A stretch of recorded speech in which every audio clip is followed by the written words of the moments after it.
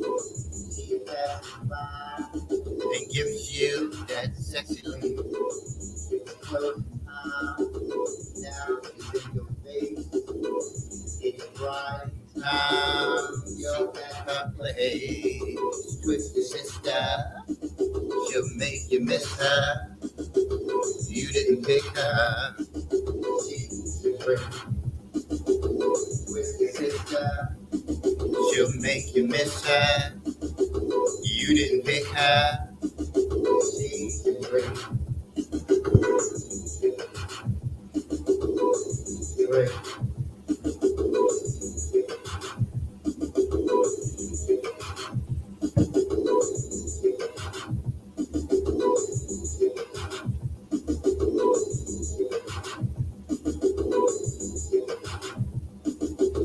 One night camp was all he wanted. Little did he know. She hunted what he wanted and took all his dough. He fell with sexy weight. Now he's a sneaky link. They can call her neighbors. Now he's on the blink. His phone don't vibrate. His text and call. His woman would answer. Mouth is on pause. He already had you here. Never saw her disappear. With his sister, she'll make you miss her. You didn't pick her.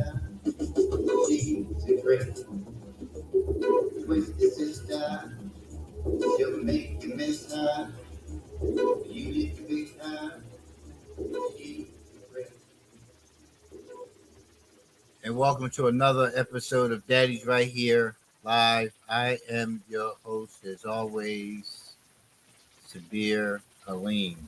It is raining outside here in sunny Florida. I have so looked for a rainy day without humidity that is just making you choke. So the last couple days have come down a bit. I may even go inside and detail my car. Some things I need to do inside my car. Putting in some lighting, changing seat covers, changing the interior to red to match the carbon fiber that's already in there.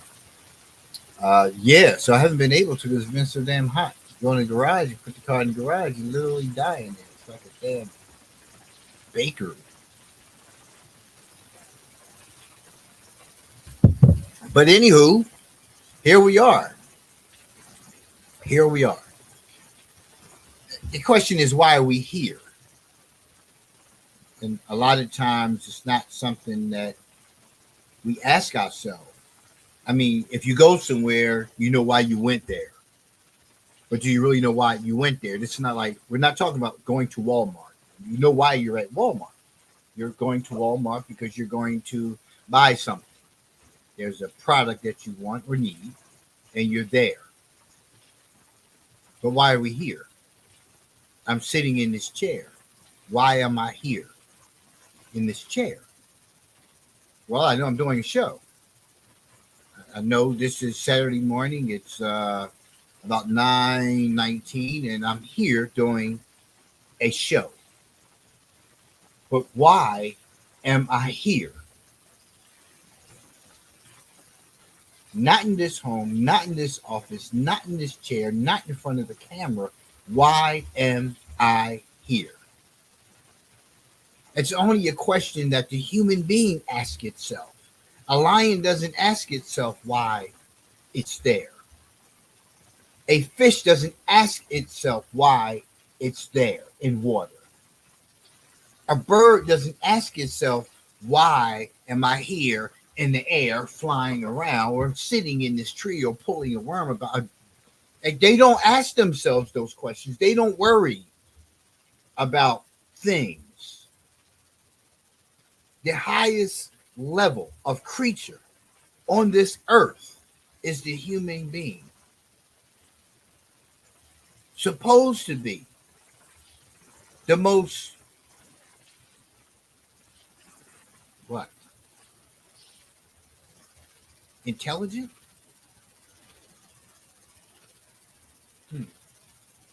When you look at the intelligence of the human being and you look at the intelligence of the alligator, right? Who really is the most intelligent? We're sitting down even today, even watching the show, concerned with, worried about allowing something to weigh on us that has nothing to do with why we are here. We go to the church, we go to the masjid, we go to the synagogue, we go to the temple, we go to all these places, and we've made some kind of commitment to something outside of us, and we tell ourselves that without this, our existence is meaningless. That we have to pursue these things, this thing, in order to have relevance in life. Prove it. On one hand, we said that we say to ourselves that there's a God that we believe in, and we give this God many names.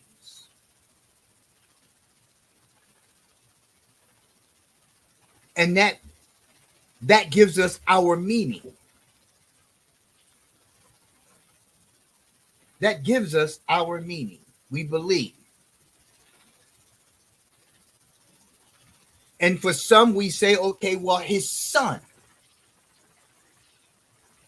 gives us meaning. For some of us, we say, well, it's the prophet that gives us meaning. And without the information from the son or from the prophet, what exactly is our meaning? Because we tell ourselves before those things, we had no meaning. Come on now, let's talk here. Because all these conflicts and controversies in life that we experience on a day-to-day basis, why then are we still searching for meaning? And some will say, well, I'm not searching, I found mine.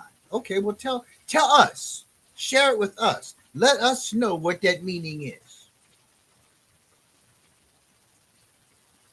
Because it's 63, damn near 64, in about another 30 days or less, right? I'm still in search mode. We have to understand that things are put in place in this life that are based in psychology, psychiatry, science, that keeps us in the conditions that we're in. This has nothing to do with who's running for president. Nothing. But everything about who's running for president has seemingly interrupted our lives. So much so that we're at odds within ourselves as to who to vote for. Yeah, some people are losing sleep about it. What does that have to do with why we are here?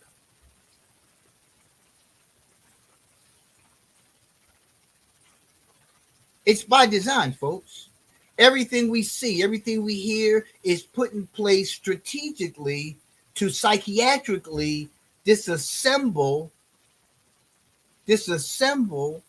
our purpose. There's a science that has made very clear the existence of mankind.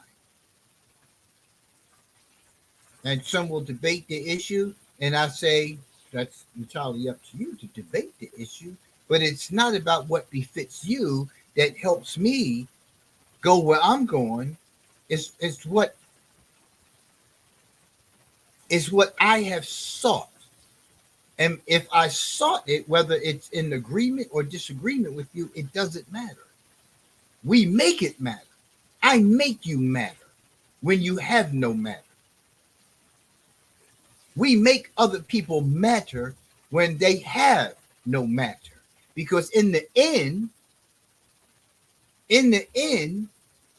just because somebody's sitting by your side when you die doesn't mean that they are with you.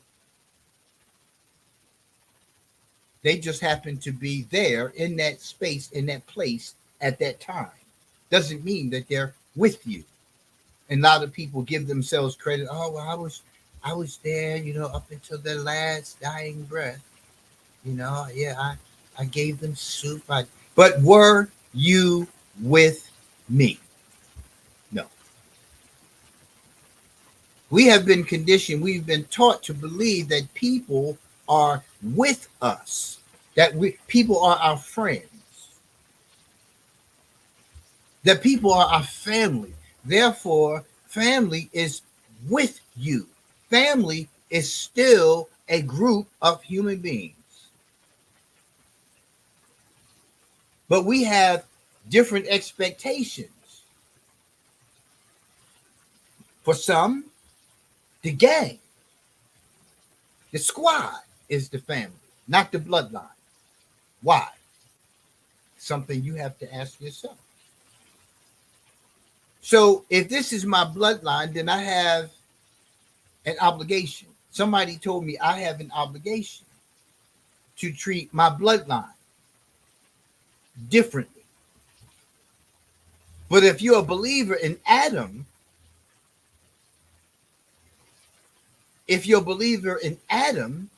then we all are aligned through blood. So we all kissing cousins.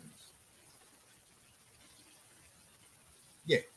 I don't care how far removed. You can, again, something we've been conditioned to a title apply a definition of, well, if they are, third, fourth remove, it's okay. But when they're second and first, it's different. Why? Prove it. People want to tell you because there are certain deformities, there are certain biological things that get passed on if it's like, too close. Prove it.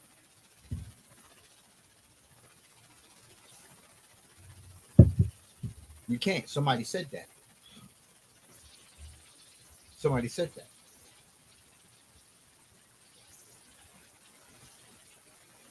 You wake up by God's grace and mercy, if you're a believer, in the morning.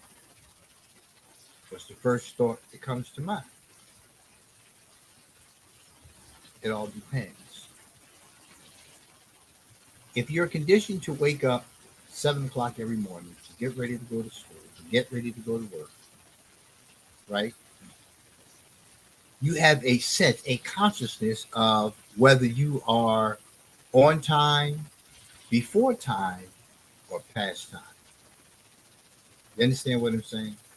So you can wake up at 6:30, know that it's 6:30, and haven't even looked at the clock because nothing has happened to alert you. So we become acclimated. When we run late, we know we run late. Like, damn, because you can feel it. Because you feel too damn alert. That means you're probably past your time. Because you always hit that snooze 1, 2, or 3 times. On average is what, 5, 10 minutes? So you know consciously. Unconsciously, you know it because when you fall back to sleep, you are in an unconscious condition. You're not fully conscious. There's an awareness that you have. So you begin to see when you are not in that REM sleep, you have come to another level of sleep. So there's an awareness. There's an awareness around you that if there are things happening around you and you're aware of it, but you are still asleep. Then you get the other consciousness of sleep where you begin to open your eyes. But what happens when you open your eyes? You blink, you wipe your eyes, you begin to make an adjustment. Why is that? Why is that? When you look at the human being, What is the human being? When you separate human being from spirit, what is the human being? Is the human being living a spiritual life? Is it a spirit? Are we just mere vessels? Does life end at this point of so-called death that we refer to? If you're a believer like me, I believe there's an afterlife. So therefore, I'm not living for this life. I'm living for the next. That means that my understanding is that life is a continuum, that this is just a mere vessel. So where's the conflict? Because the human being's purpose, right, is grounded in the spirit. Going back to, so when you wake up, let's go back to when you go to sleep. At some point during your REM sleep, your spirit returns to the Creator.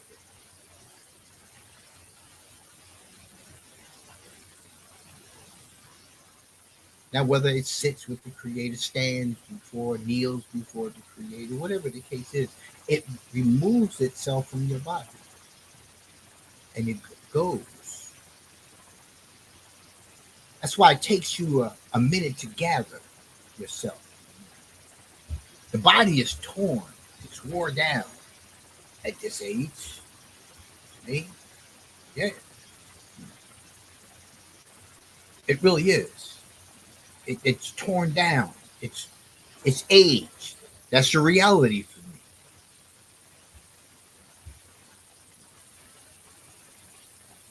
But the spirit, it never dies. It's not aging as a human being will.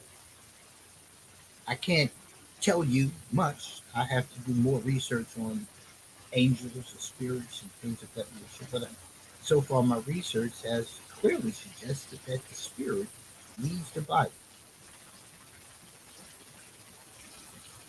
So then begs the question, the purpose, the reason, the meaning. Whose meaning? Whose search is this? Whose search is this? Is this spirit? Is the spirit in search of? Is it like vacation for the spirit? One has gone, I move to the next, and it's a whole nother experience. What happens? What happens? Because when we look at the human being, we know that the human being has a brain. The brain and the mind have two entirely different tasks. The brain and the mind have two entirely different tasks. The brain is the control center. It has to respond to everything that happens to the human being.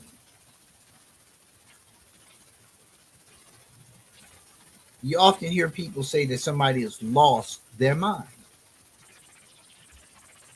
When the mind becomes so severely fractured, the brain has the responsibility of protecting the human being.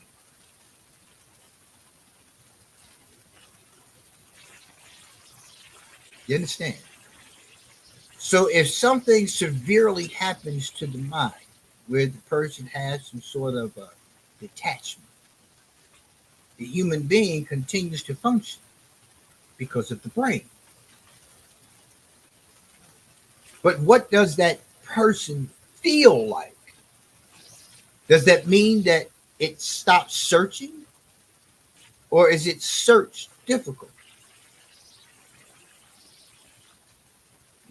The wife and I were watching the DNC convention, what, Democratic National Convention. No. So we were watching the DNC thing on TV, and Stevie Wonder was there, and we had a brief conversation about Stevie Wonder his ability to physically see.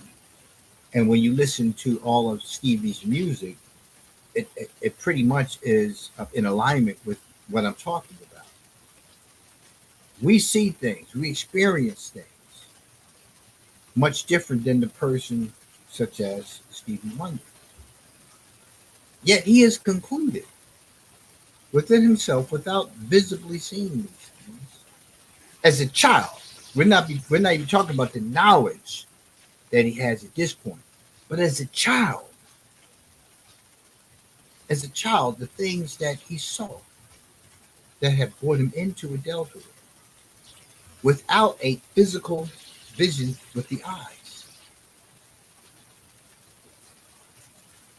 What went on in his mind as a child? I can't see. Nothing ever stopped him. And it's like even when you watch the movie Ray, when his mother was telling him, "Don't you let nobody, don't you let nobody," and you saw him on the floor, and when he fell, and he still was moving around, he connected, and he began to do things, and so it didn't change his vision. Here we can see.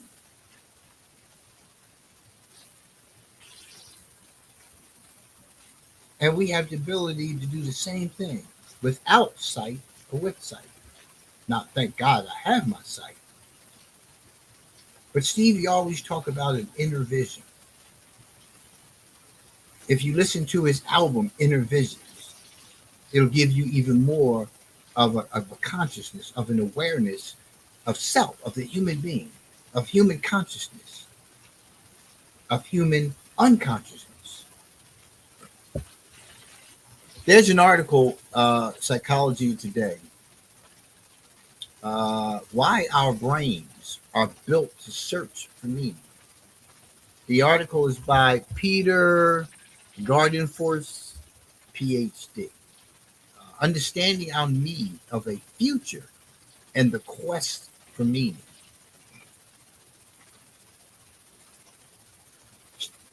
Ray's mother in the movie talked about future, his future. She wasn't talking to him about right now. This is your life. She talked to him about a future. He went on his way. She was preparing him for a future. Why are we always preparing for a future?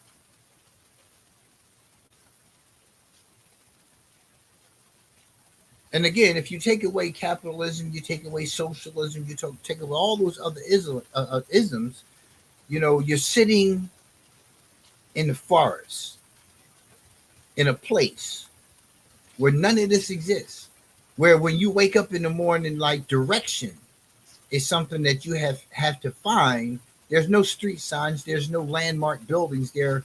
There's just the nature. So that tree over there is the direction of the water. That rock over there is the direction of the sand, and nothing is just barren. Those things. You look at the stars and you determine north and south, east and west. But you have no idea what's beyond all of that unless you go beyond all of that. But you're not thinking about stocks and bonds. You're not thinking about retirements. You're not thinking about, those things that there's no need to think about. Why then do we think about them in this life here, in this place? And that's the difficulty for the human being. That's the difficulty for the human being. Because we're in this place, we will always, always, always be in a condition of mental distress. Always. Because our spirit and our biology are at odds. Because I'm trying to go somewhere as a human being based on my experiences, my past experiences. I grew up in the projects in South Philadelphia, Wilson Park, right? I was in an environment that had established a certain culture of living. I adapted to that culture. And the culture was multifaceted. You have the culture of living in a project environment, a very close, tight knit environment. You have a culture of being black. At that time in the '60s, there was a culture of diversity. Outside of that project, it was a different culture. There was a culture of hate that wasn't experienced by whites in the culture of the project. Once coming out of the project is where we were chased and taunted and provoked by racist whites, and we caught the bus every day uh, from school. We walked as children, going back and forth to school as children, being chased by adults, by whites much older than us that taunted us and teased us. But when we came back to the culture of the project, which was a very diverse environment in the '60s, a predominantly white environment back in the '60s, it was different. Each time you go to a different environment, it's a different culture that gets established of the environment, of the blacks, of the whites, of the Asians. I lived in a community that was predominantly Latino. Different culture. Yeah, different culture. Very different culture. As the years have gone by, the culture and all those environments that I talked about changed, if allowed to.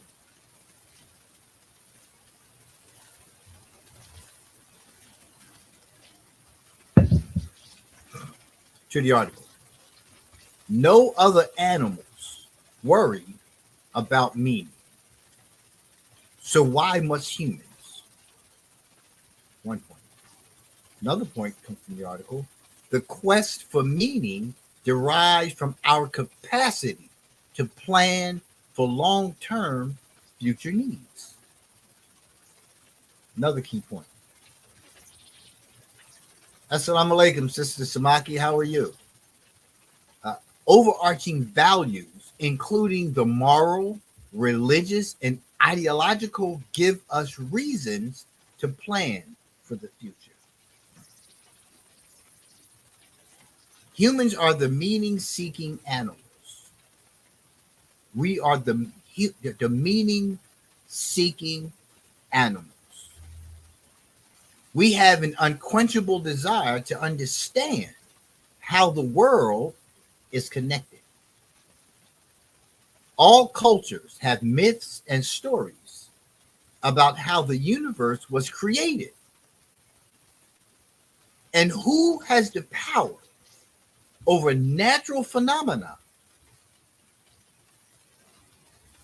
In our modern world, we also have scientific theories about the factors that govern different types of processes.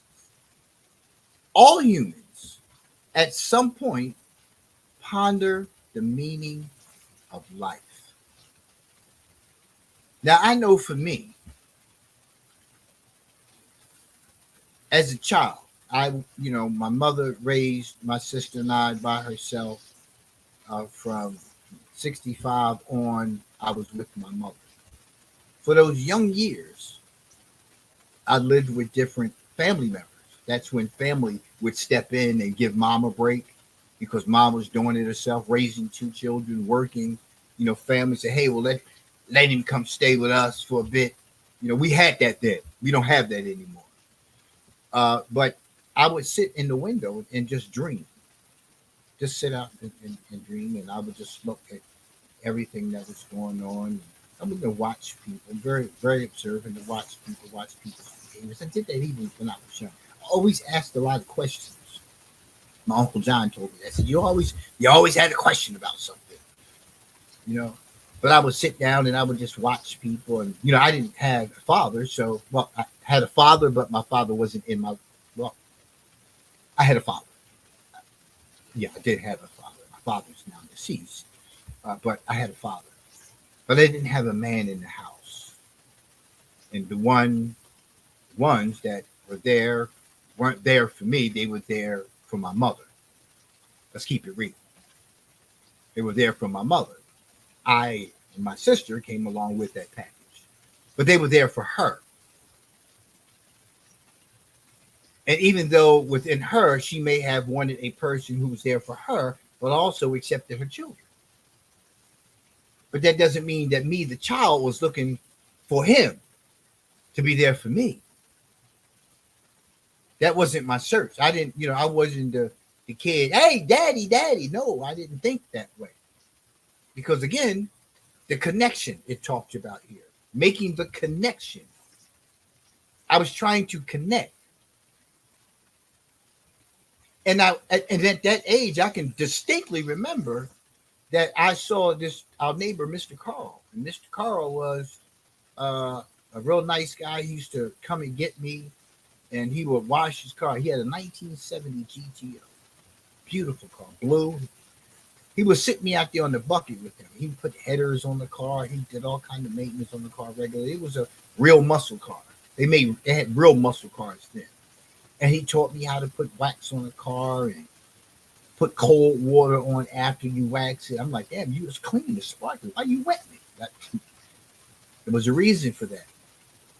He was also the person who took me to Atco Speedway while I saw stock car racing, funny cars and things of that nature. He was also the first one who took me to the pool hall, Willie Mosconi's in South Philly, on Oregon Avenue. And it was there that I learned how to shoot pool. It was there that, I became very good at shooting pool. Where that's where I used to get my hustle on until I got introduced to other things to layer on, to pad that income, right, wrong, or indifferent. That's what we did there, But anyway, so I'd see Mr. Carl all the time. But at some point in time, Mr. Carl started dating someone on a regular basis. And then eventually she got pregnant and she had a child. And our relationship, to me, in my mind, changed. So now, his focus is with his family. But I also had Uncle Frank.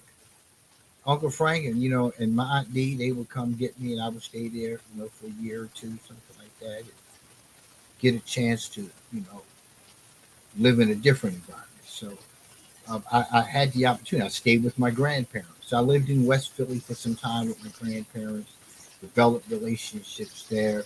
But it was always all those changes, like no matter what, like I was always back with mom. No qualms about that. But it was like the search. The search. Being just there most of the time by myself. Mom was working the overnight shift. Obviously, I was getting into things that, the usual kind of stuff, smoking cigarettes, hanging out after the street lights came on, having friends in the house, all that kind of stuff, smoking cigarettes in my mother's house, those kind of things, dummy stuff. And then when my sister and I were living there together, because she wasn't living there at some time, stuff we got into. But still, at the end of the day, it was just the search that, no, I'm not crying. My eyes run. I don't know why. Samaki, you can tell me what I can use for runny eyes. But it was still a search. I was never satisfied with who I was. Very light complected child. I've been in Florida for a while, so I've been in the sun. But I'm very, very fair skinned. Had a big afro, like a sandy red afro, so got teased and taunted. The light skin, dark skin conflict, man, has always been like a thorn in my side.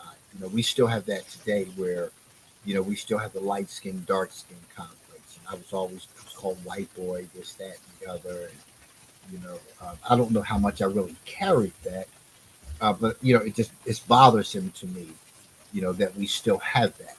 We have the difficulties, because you dark skinned, so you think you better than you light skinned, so you think you better than and when people make those kind of comments, I say things back to them like, yeah, well, I can go in the front door, I can chill in the crib, but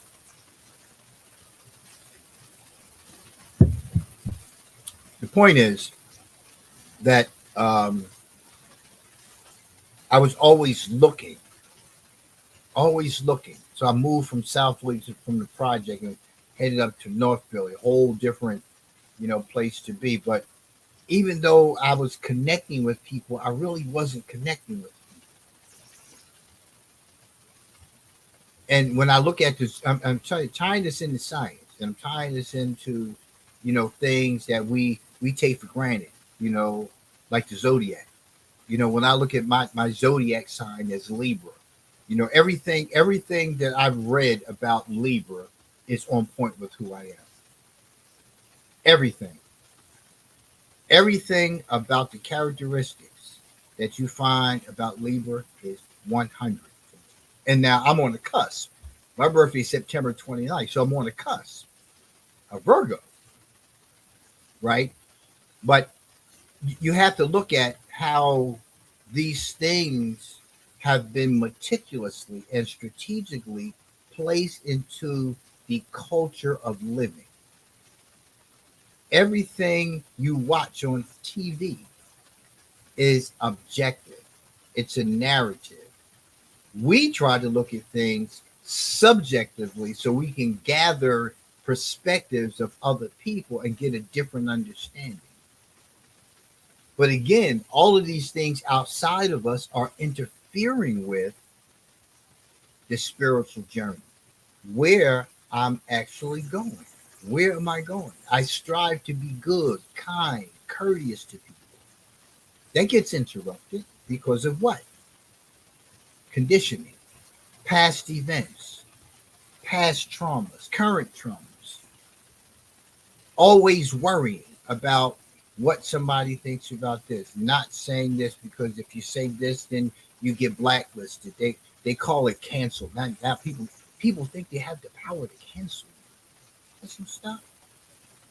They can cancel you now for saying something that they are in disagreement with, something that's in alignment with this narrative that's been established for us as human beings. You can't say this, you can't say that, and there's a constitution, but the constitution don't seem to mean a damn thing. Our constitutional rights are violated with laws. How do you have a constitution giving you a right, but then you put a law in place that supersedes the constitution? But we don't have to worry about those things when we have an understanding of ourselves as human beings, not based in religion, not based in the perception and perspectives of other people, not based on a narrative. You can't guide a spirit. You have to get in alignment with the spirit. The spirit is the direction. The spirit is the guidance. But when all of this up here, when the brain is operating off of the traumatic stuff, and the traumatic stuff is feeding you all kind of difficulties, and you're trying to grasp all of this and get some kind of foundation of living so you can have some sanity in life. This is the holy war that goes on inside of the human being. And it's a fight every day. It's a fight every day.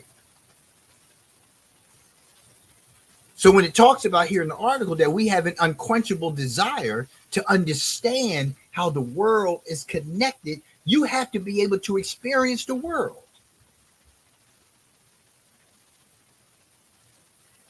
But what world are you experiencing? When you get up every day and do a 9 to 5, when you get up every day and you have to get your children ready for school, when you get up every day, you have to do the same regimen, you have to go to work. Your focus is on 8 hours. Your focus of the 8 hours is actually for 10 to 12 hours, depending on how long you have to drive. Then you have to still focus on when you get off of work, what you have to do with the children. Then what you have to do with the husband, the wife, and all these other things. Then what you have to do next week, next year. Where is the planning? And no, us, right? You got to plan for retirement. How do you plan for retirement when they're telling you the money ain't going to be there? Social Security is not going to be there. Social Security is going to be privatized. The money that you're putting away for that nest, they're going to take that too. They make you believe, oh, you're going to have, you keep stacking and you're going to have it. The next thing you know, when you do actually retire, you start looking at their money. Oh, now they start taxing you. Yeah, once you open that up, they start taxing you. So the 300,000, 400,000 that you thought you had because you invested, it really wasn't never yours. You gave it to them, and they made you believe that they were holding it for you, and they were going to help you grow that money too. But then they didn't tell you the other part that, well, we start taxing, we start taking from that money. So that 300,000 that's now taxed at what interest rate? I think the interest rates are supposed to be dropping down. They drop down, so now it's a game. And we're so busy playing the game that we've lost sight of our purpose, that we still don't understand our own meaning. See, when you have an understanding of this meaning, this purpose, right? When you grasp hold of that, right? It's around this time when you get in your 60s, when you finally grasp hold of it. And you start seeing some sanity in life. And people tend to say that, well, you know, when people get older, they tend to say what they want to say out of their mouth without care. See, you understand what I'm saying? It's not that, oh, I didn't plug in my oh, where I do it? Hold on, y'all. Hold on. I get the power cord.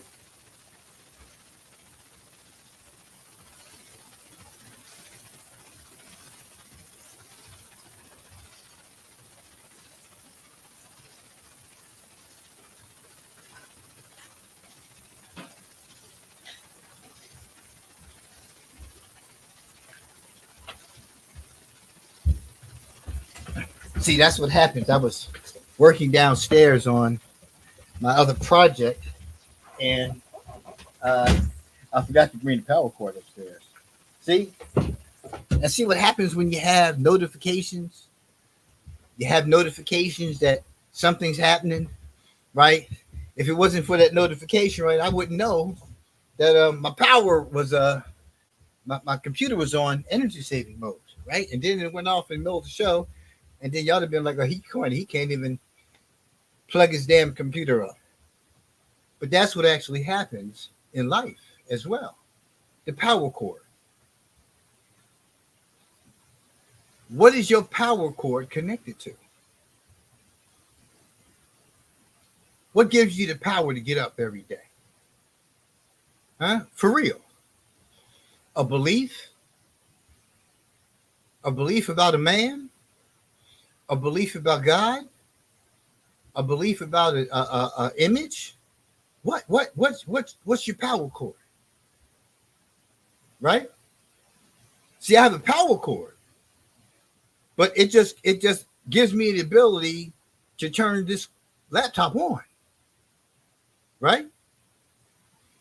Then there's a satellite that is giving me the ability to connect to the world, which is why they call it the World Wide Web. So I can go on and Google and I can find out all these things I want to know. I can find out all these things I want to know. I get all this information.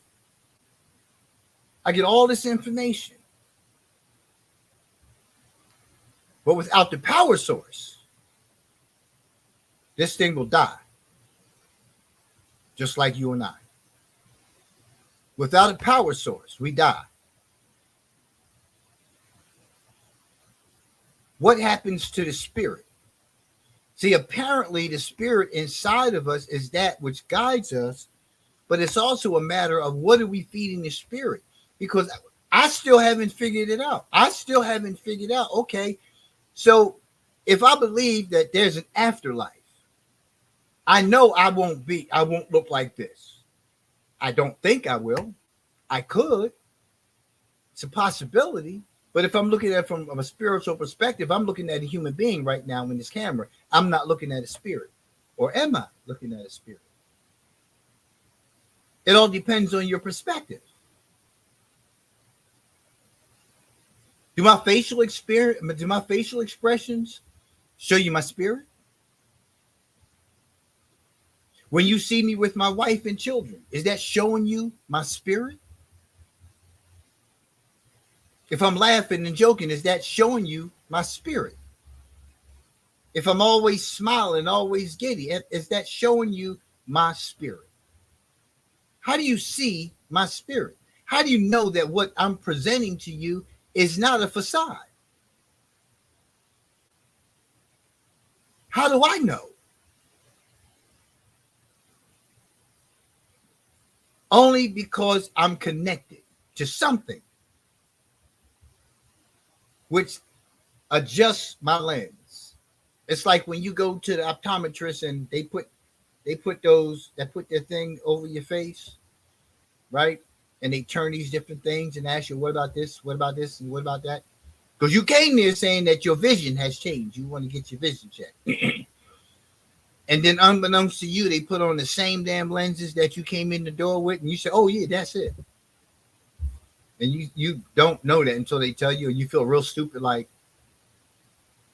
was it actual that it had changed? Which lens actually changed? Is it a health issue that exists? Something medical that exists? Is it something psychological, psychiatrically that exists? Because they just put the same lenses in your face and you said, that's the one.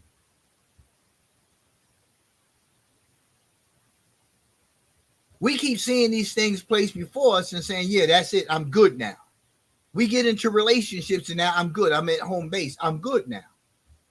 But what does that have to do with purpose? What does that have to do, excuse me, with meaning? That's your purpose? Or was that a goal? So you still haven't begun living your purpose because you're finding everything outside of you to establish you, who you condition yourself to believe you are. So now you have all of this and you believe that's you. Now this is your future. Really? That's why when you leave, the other person dies. You have to understand the spiritual connection and the obligation that comes along with that spiritual relationship. You have to understand that. Right? Why don't you hold on to that feeling when you're having sex? Because that's a spiritual connection. Why don't you hold on to that feeling throughout the relationship without the sex?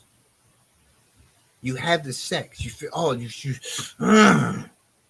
should strive to have that feeling all the time, not in a lustful sense, but in a spiritual sense.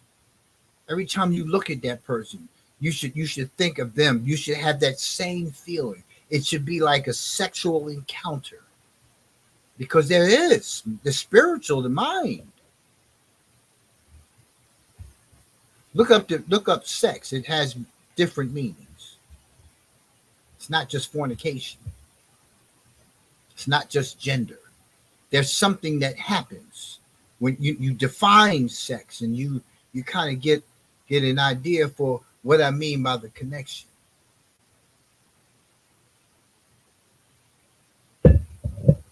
That's why you're getting stalked now, because you made the connection with somebody. And now you're trying to unplug the damn thing. So, pun intended. You unplug the thing. But back to the article. Psychologists talk about the will to power and the will to pleasure. But the will to meaning is at least as strong. Did you get that? Because I just got finished talking about this. Psychologists talk about the will to power, right? And the will to pleasure. But the meaning, but the will to meaning is at least as strong. You've gotten this person. You've gotten the things. You've gotten all those things that you sought after as a human being. And you still can't say why. I guarantee you, when you went after that girl, when you went after that boy, when you went after the gold, the diamonds, the bling, the car, you can't fully explain why. I like that car. What did you like about the car? Oh man, it just, you can just, I get it and I just slide down in the seat. It just feels so comfortable, man. I ride down the street and people look at me and I just wave, yo, what's up? You know what I'm saying? I put the diamonds on and I just feel like, oh, I just feel like he loves me so much. And people look at me and they smile and they say, yeah, he got it going on. Why? I'm just saying, why? You can't fully explain it.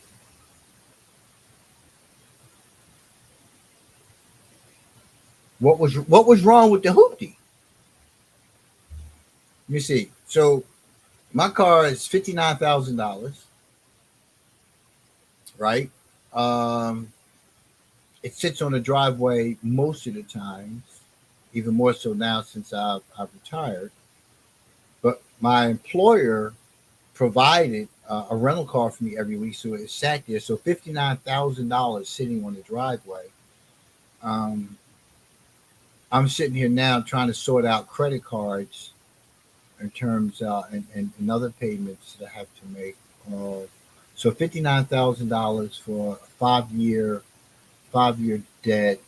Uh, a hoopty maybe costs, let's say maybe 10, $12,000. Just a car to get back and forth because the purpose is just getting back and forth, getting to work and going to the store, maybe occasional road trip.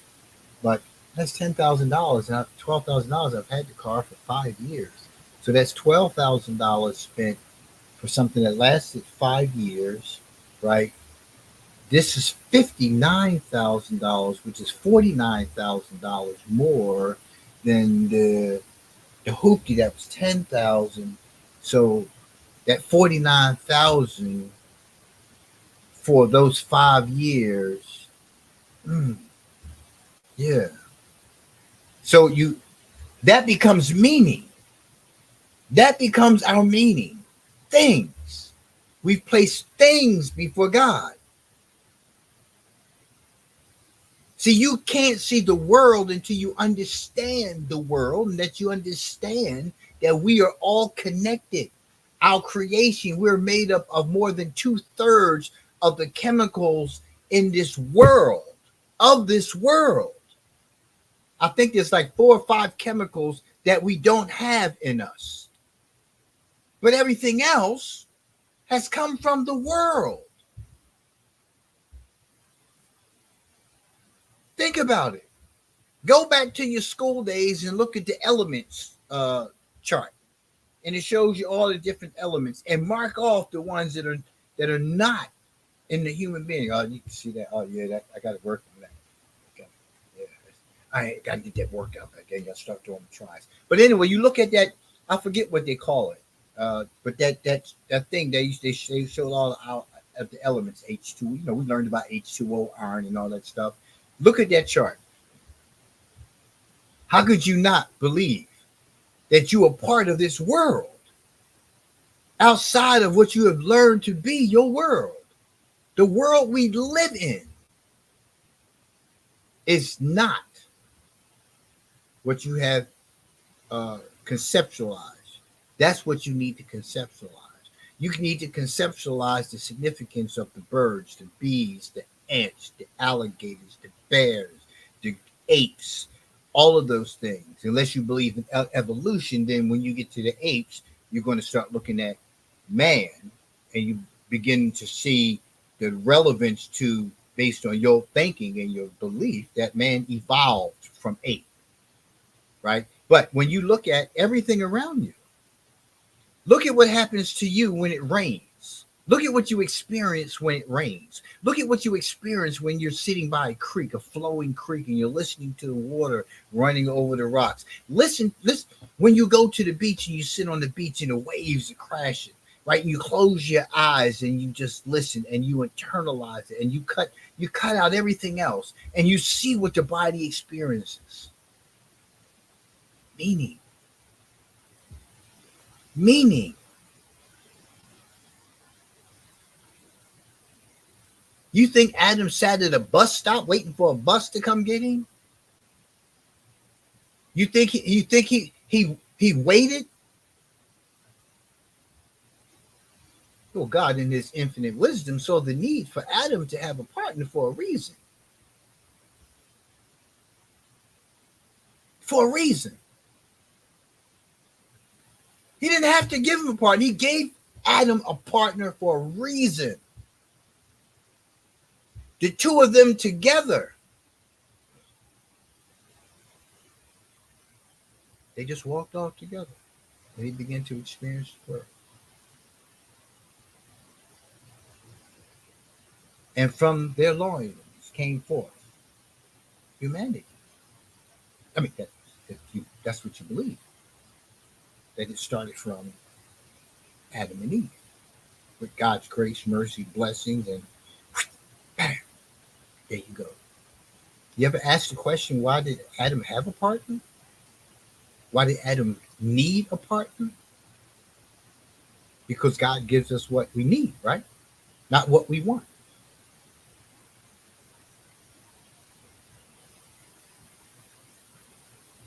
So Adam got what he needed. Is that so he wouldn't lose his mind because he's talking to himself? Because he didn't have the ability to talk to the other animals, the other creatures. He had a connection with them, right? He knew their names because he was taught their names. But do you think that he can actually walk up to a tiger and the tiger actually understands what he's saying? Do you think a tiger has the ability to learn human language? You have watched too many Planet of the Apes movies and Dr. Dolittle. The reality of it is that there was a connection because he wasn't eaten alive. With all the lions and tigers and bears, oh my, he still lived. Eve still lived.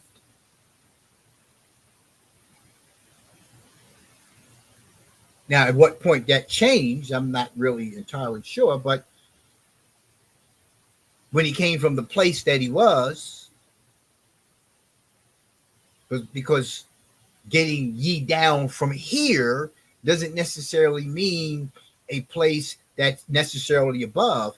You can be risen up to a position of glory and fall from grace.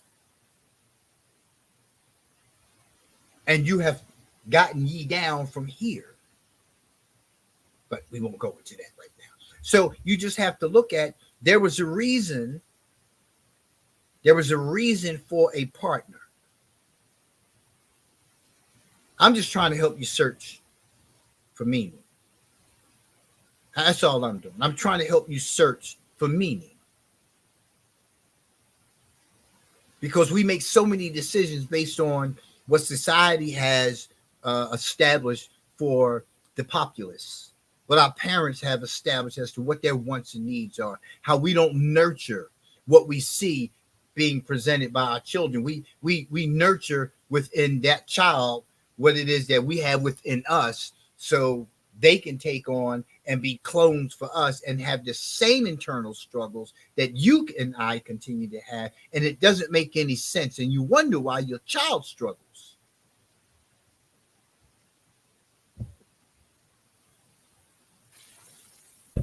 When you don't encourage a child to read, to explore books, when you don't encourage a child to put down electronic devices and do other things, experience cursive handwriting, right? Experiencing writing well, because those things represent the person, the ability to have a conversation, the ability to understand, to be empathetic to other people. It's not there. Empathy is far removed from the society. That's not the world. We've gotten caught up in society and lost focus of the world, because that's what we're really a part of. Do you think for a minute that anybody who's in any office can change your purpose, your meaning, your direction? It's already scripted. If that's what you believe. That's what I believe. It's already scripted.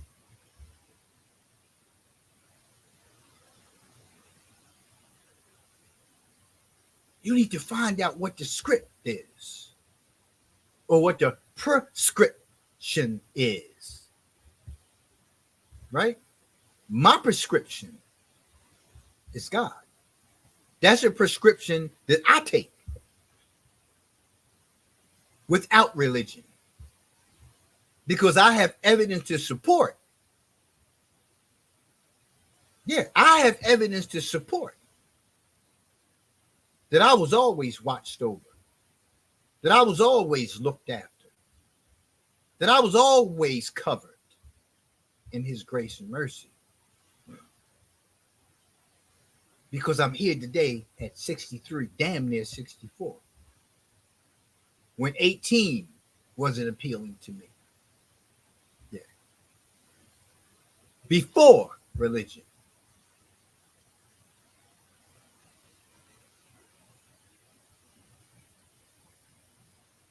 Back to the article.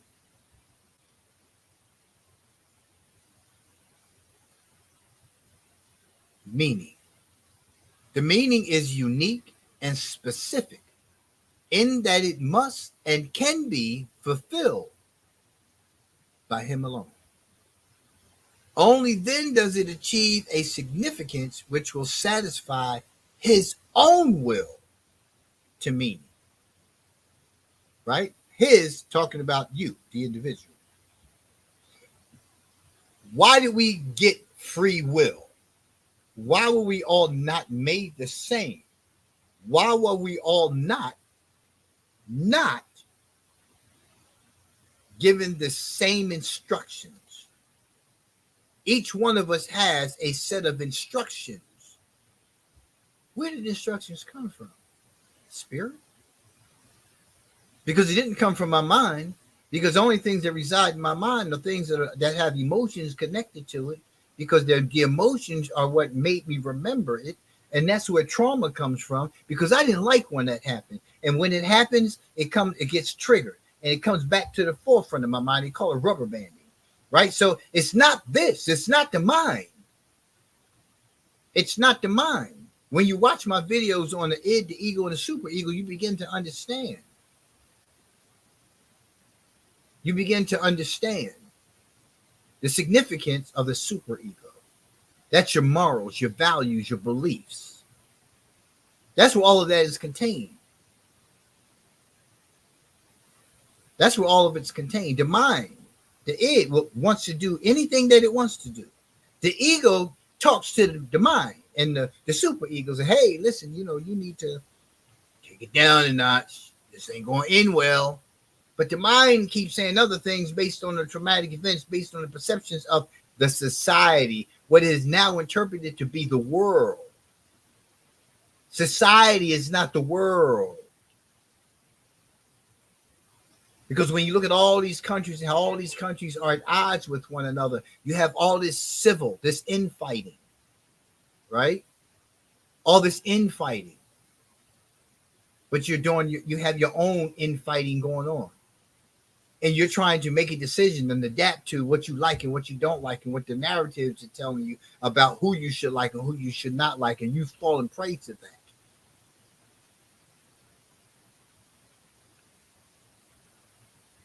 I can't fall prey to white supremacy when I don't see anybody over me, when I don't see anybody beyond me. I can't fall prey to racism when I grew up in a very diverse community as a child, where I experienced all the things that conditioned me. If that's where my spirit wanted to go, that conditioned me to hate. I never had that within me, to hate another group of people. That's what they did. My own people have subjected me to the very things, the very horrific things. My own people. Ones who got caught breaking into my home look like me. The ones who wanted to fight me all the time look like me. All the time. Where I live, neighbors, people like I don't even have any issue with, want to fight me. The stuff that I deal with today, they look like me. Why should I be preoccupied with another group of people? Well, this is the behavior of human beings. So I'm not going to get locked and loaded into wasting my energy on a racist. For what? They're insignificant. Sure, these things are going to continue to happen, but hell, we killing each other. Why should I look at you sideways when I should be looking at my own brother sideways?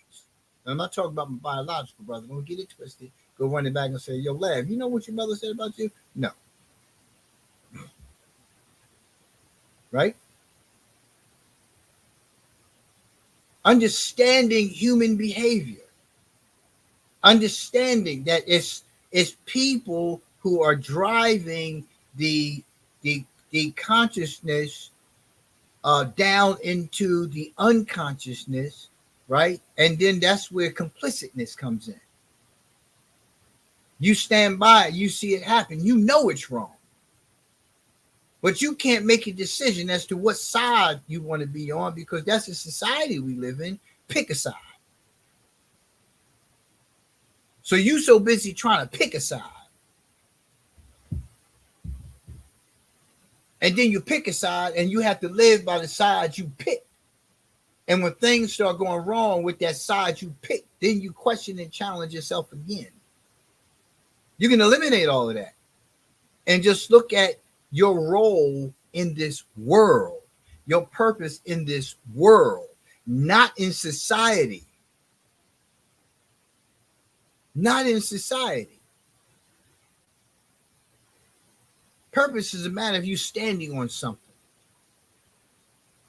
You can't stand on a book, a ball, a chair, a table. You and have balance. Eventually, you're going to fall, and that's what we ultimately end up doing in life.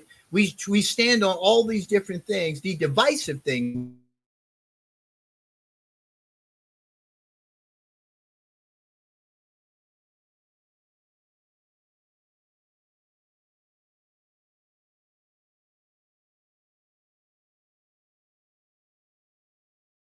The creation. Thank God. That's what they tell you. Thank God. You can stop there because what you are about to say doesn't make sense. It doesn't make sense. When you stand on God, when you stand on that spiritual being that you have selected, whatever you choose to call it, you stand on that. You live on that, regardless of anything else that's taking place in society. The world needs you. When we breathe, we're making a contribution to the world. To the world. Our breathing contributes to life, not homie's life. But homie has to realize his contribution, that when we all stop breathing, there's a significant impact on the world. You have to understand science. You have to understand the science, biology. You have to understand that there are biologists, sociologists, psychiatrists, psychologists, all of these people who sit at these tables who make the decision as to what game they're going to play today with our lives. You can't play a game with somebody's life who is spiritually grounded. If it happens, it happens. If it don't, it don't. Money, life, money problems. What's going on, bruh? You can't. Nothing. Listen, if it happens, it happens, man. You can't pay a bill, what's going to happen? They're going to turn off the utility? Okay. It's not a good thing, but you got a plan B. The MREs come in handy, you know, pretty good eating. You know what I mean? You got spam, you got all the little canned meats, you got greens, You got away. I'm just saying, like if it is, it is. If it ain't, it ain't. If you ain't doing nothing to fix it, then that's the condition that you be in. But I'm saying, other than that, what you gonna do?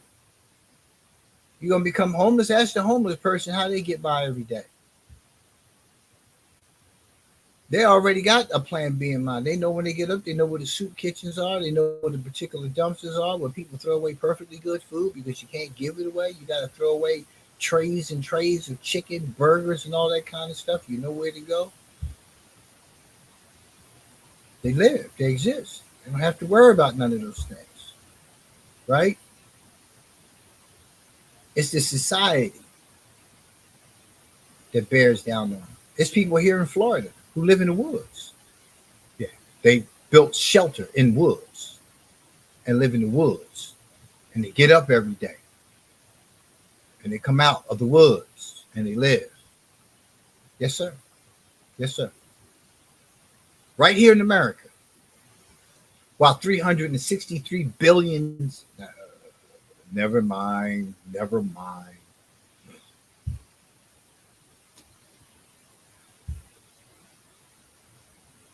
We're not. We can't expect to get well because medication doesn't get us well. Medication is designed to make us sicker. How do you take a pill for a headache and the side effect is possible cardiac arrest, blindness? Come on, man. Trillions of dollars been spent. The idea is not to get us well. The idea is not to have us well. Right? The idea is not to have us off the streets. The idea is not to have us, not living pillar to post. That's not the idea. The idea is I'm going to give you this, and then I want you to believe that what I've given you, right, is going to make life better for you. And we spend all this time trying to figure out who the hell we're going to vote for.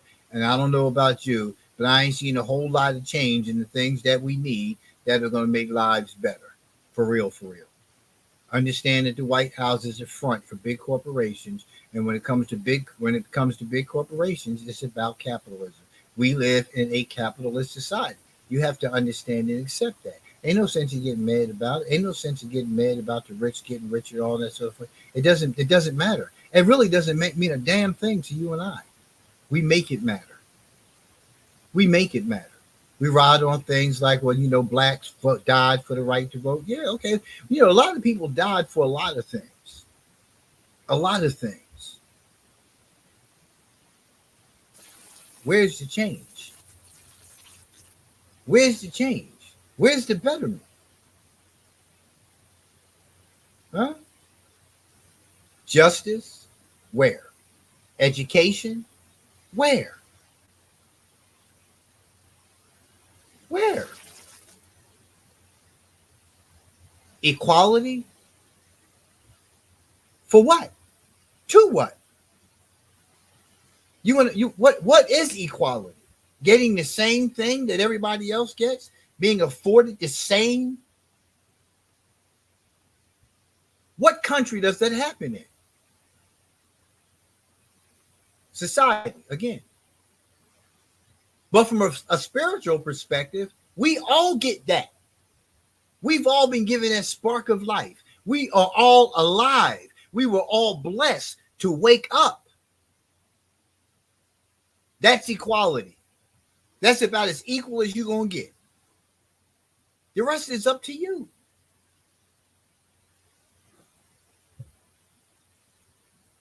Looking for the wrong things. Hey, listen, I'm not sitting here talking at you. I'm not sitting here talking to you. I'm talking with you. Because these are the kind of things that I have to remind myself of on a daily basis. That I'm worrying about all the wrong things. All the wrong things.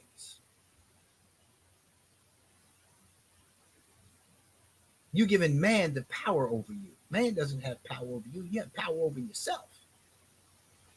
You've been given free will. You want to sit back and worry about all these things? Well, worrying got me on medication for depression and anxiety. But with medication comes therapy. And when you give cognitive behavior therapy or psychotherapy along with that those things, your condition begins to change where you don't even need the medication unless it comes. Whether that medication is the pharmaceuticals or whether it's from God's green earth, everything is there for us. Because I use herbs as well. But you have the free will. You do that on your own. We're allowing man to control our lives and control our destiny in so many ways. Because as long as we continue to eat all these fast foods, all the wrong foods, we're going to continue to kill ourselves. A cigarette company, a company that got us addicted to cigarettes, owns food companies. Yeah. Now I'm putting your food without putting in cigarettes to get you hooked. When you live and enjoy life and you see yourself as part of the world and not of the society, you begin to experience things differently. It's hard. It is very difficult. We've been so ill conditioned, so poorly conditioned. It's just ridiculous. Like I would love to just eat raw food, live foods. I can keep trying. I do better with my eating habits. But at the end of the day, what I'm saying to you is all these things that you and I have allowed to control our lives for so long, it's time for us to stop. Living is not about materialism. Living is not about worrying about who's going to be in office. It's not going to make anything in it. You will never have somebody in office who is going to do what it is that you think should be done for this society. It begins with you. So when you look at scripture, things that say do for self, like save yourself first, then go back and save your family. You got to understand what that means. You have to understand what that means. And it's not saying get saved first. Save yourself first. What does it mean to save yourself?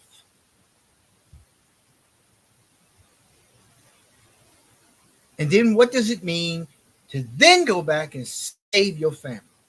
We're relying upon the educational system to provide to our children the education that we think they should have when we're not educating our children ourselves. When we're telling them that this is the religion we practice, but we're not teaching them the religion we practice because we don't know the religion.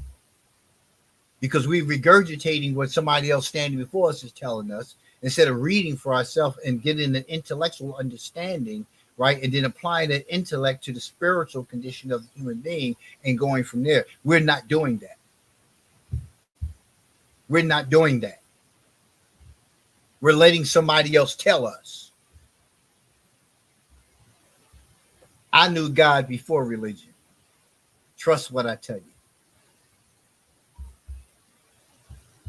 That's why I live a spiritual life today. Didn't say I abandoned the content of scripture. I'd be foolish to sit here and tell you that. I'd be foolish to even sit here and believe that. I've just abandoned the dogma of religion. Just saying. Think for yourself. Read for yourself. At the end, you stand before God by yourself. Everything is already scripted.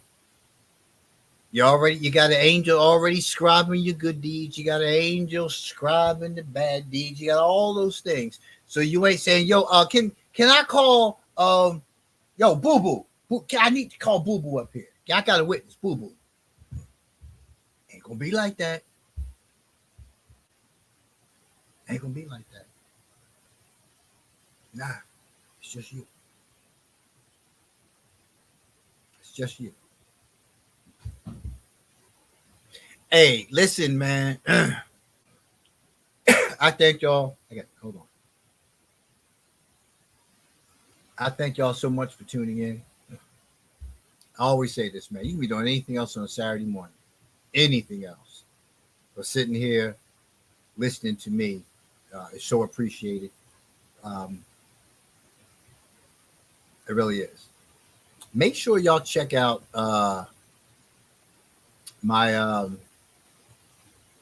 Aleem for You website, aleemforyou.net. Listen, man, we got our own website. It's no longer aleemforyou.com. It's aleemforyou.net. .net. Our home, our own website, our own merchandise. Go to the website. Very colorful, beautiful website when you go there, right? Listen, you would have so much time just looking at the website. It's very colorful, very attractive, something you want to see, right? First group of images you're going to see, you click on each one of those images, it takes you to our partner, and it brings up all the merchandise that comes with that picture. So you can find that picture on hats, throw blankets, shower curtains, skirts, dresses, shirts, clocks, duffel bags from that one image. On average, it's like about maybe 17 to 20 items you can purchase from just that one image. And when you look at that, you can see all products, and it'll take you to all the products that we have. Yeah. At the bottom of the website, there's another section with images. Those images are actually available for download. Yeah, you just click on the image, pay whatever the cost is, and you print it out, and you can take that image and you can put it on your mugs, your tumblers. You can put it on your shirts. You can make a living off of doing that. I see a lot of tumblers, and that's what made me get into it, other than the fact that I'm an artist. I'm a commercial artist. I'm a graphic artist. I'm a pen and ink artist. Yeah, so, but that's what attracted me. I was seeing all these tumblers that people were selling that just had like designs slapped onto them.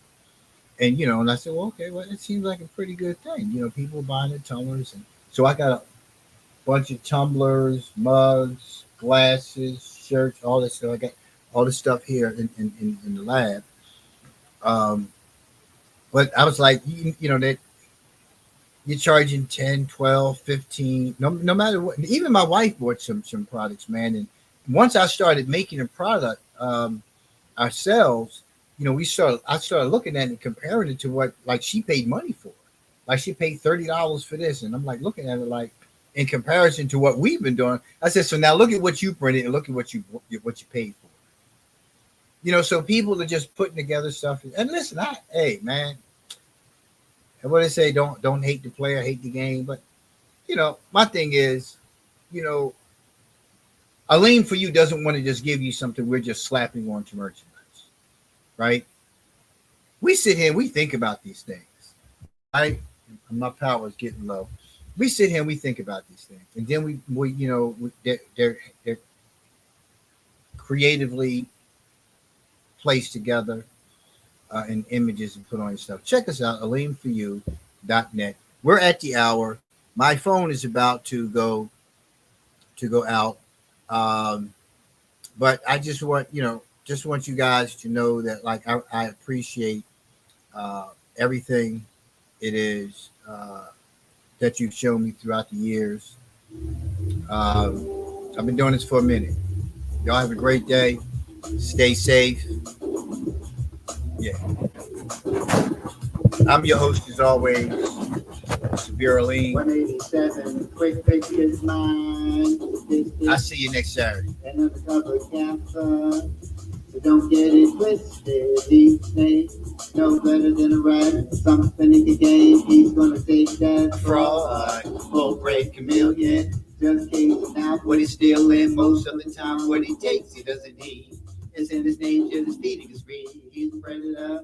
You can love him or hate him. My man to the hood, the father of grace, a predator. Once you're in mind, he has no boundaries, all the sorts of the line. He's a predator. Woo! He's a predator. He's a predator. He's a predator. A bully at heart, he's taking on them all. Men, women, children, his mom call. Think he's a gangster cause he carries a gun. Rolling 20 deep, some of them on the run. They hit you up once if you don't say a word. Know that he'll be back for a second or third. He's a predator. You can love him by 8, 10, 1 minutes to the blue. Oh, I got new music coming too, y'all. Got new music coming. Matter of fact, after this, I'll be in the lab. New music. Yeah, got a remix version of Young. Y-O-U-N-G, Young. He's a predator. Make sure y'all check it out. He's a predator.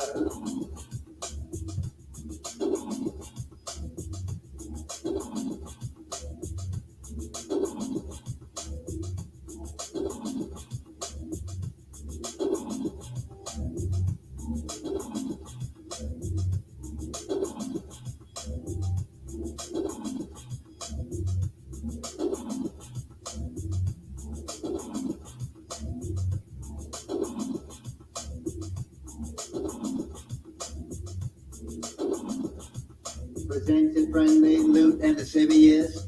Running game was to see if you're serious. Not about him, but your man at home. I wanna be slaughtered when you're home alone. Wanna see if you're easy when you put up a fight. Make it smooth when the time is right. They'll bait you with drugs, money it gets, but when it doesn't get its way, his energy shifts. You'll be persistent, staying in the court, becoming consistent with no remorse. He's a predator. You can love him by 8 and 1 minute to the roof. Follow him, he's a predator. Once you're divine, he has the boundaries, always crossing the line. He's a predator. Woo! He's a predator. He's a predator. He's a predator.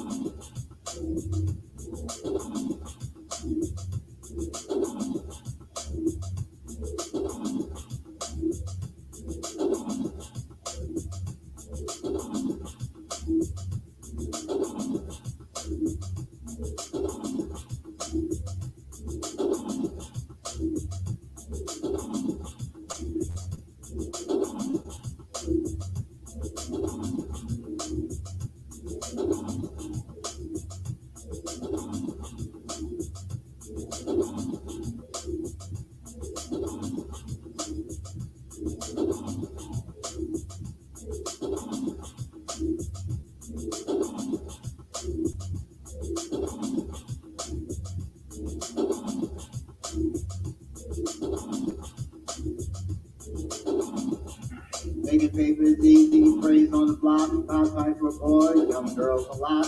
The spot you a bundle, let yourself for yourself. Coming up, sure that ain't good for your health. It's all business, you're not your friend. But you bring heat, time to boots in this game, the codes don't fit. When he gets caught, your name, he's fit, he's a predator. You can love him by 8 and 1 minute to the blue. The follow up from his predator. Once yours and mine, he has no boundaries, all across the line. He's a predator. Woo! He's a predator. 187 quick fix.